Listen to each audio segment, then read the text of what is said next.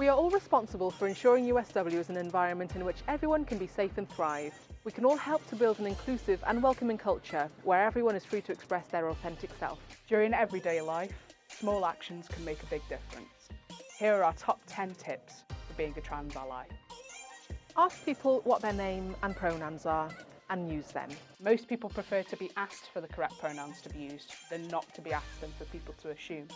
When introducing yourself during a lecture or a meeting, you could say, "My name is," and "my pronouns are," and suggest that others reciprocate if they feel comfortable. If someone chooses not to share, don't assign them a pronoun. Whenever possible, avoid using pronouns when talking about them and use their name instead. It is very important that you always make every effort to use a person's correct name and pronoun. But if you make a mistake, apologise, correct yourself quickly and move on. Don't make a deal of it and don't panic. People understand that we all make mistakes. Do not assume the way someone appears or looks determines their gender identity. We're all unique and choose to present ourselves in different ways. But this doesn't define who we are or our identity. You can't know a person's gender identity by looking at them. Individuals who identify as trans do not look any certain way and, as with all communities, have multiple parts to their background and identity. If someone tells you they identify as trans, do not tell others unless you have been given explicit permission. Some people may not wish to disclose their gender history, and some may identify differently depending on the place or situation. Make sure you ask what names and pronouns are appropriate and when to use them. If you hear inappropriate comments or see inappropriate behaviour, then say something.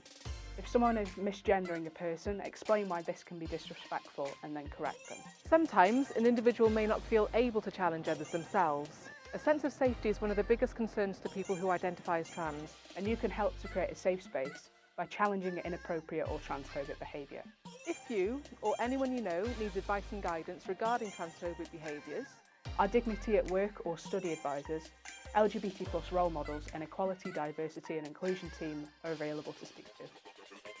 questions about a person's surgery, body and sex life are not something you would ask a non-trans or cisgender person, so it is equally unacceptable to ask a person who identifies as trans. It's also disrespectful to ask questions about a person's previous name or for photos of them before their transition.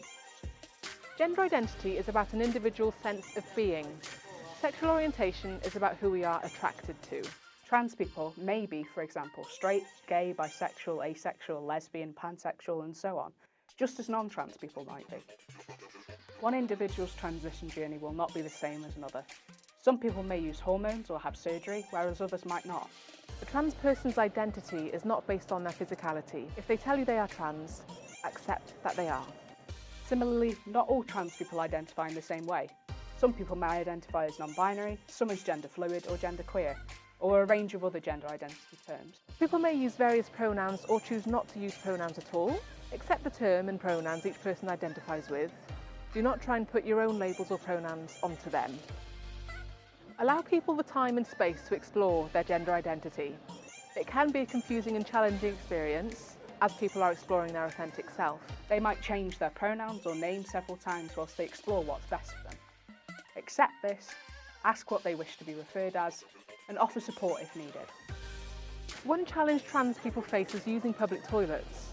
Research by Stonewall shows that 48% of trans people do not feel comfortable using public toilets. Individuals have the right to use the facilities that match their gender identity, or which seem most appropriate for them if they're non-binary.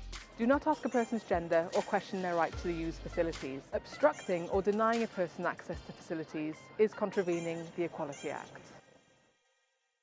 While you may intend to be supportive, comments like the following can be hurtful or even insulting. I would have never have known you were transgender. You look so pretty.